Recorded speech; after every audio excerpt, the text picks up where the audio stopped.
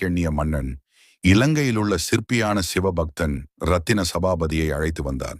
அவ்வளவு பெரிய மரகத கல்லை பார்த்து மயங்கிய சிற்பி தன்னால் சிலையை வடிவமைக்க முடியாது என்று கூறி சென்று விட்டார். அந்த நடராஜர் சிலையை வடிவமைக்க சித்தர் சண்முக வடிவேலர் வந்ததால் வடிவமைக்க தேவையான அனைத்து உதவிகளையும் மன்னர் செய்து கொடுத்தார்.